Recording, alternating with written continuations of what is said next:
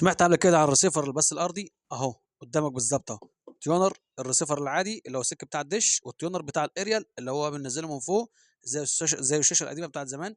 بعمل عليه بحث عن الريسيفر العادي وبحث على التيونر بتاع الارضي.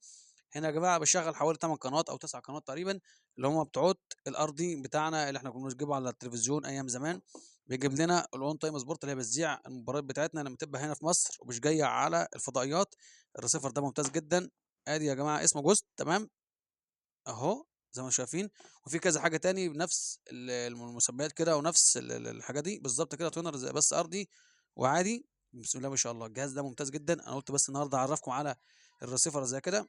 هو موجود من زمان معانا يعني، بس في ناس لحد دلوقتي انا متاكد وعارف ان هي ما تعرفش يعني ايه ريسيفر بس ارضي ويعني ايه تونر ارضي جاي مع الجهاز. دي كانت اضافه ممتازه جدا، يا ريت يفيدونا تاني بيها وينزلوها لنا في الرسيفرات الحديثه. بصراحه ممتازه جدا جدا جدا. بتجيب لك الصوره فول اتش دي يا جماعه.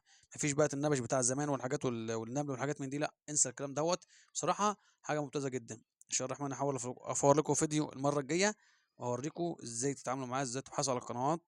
وصل على النبي.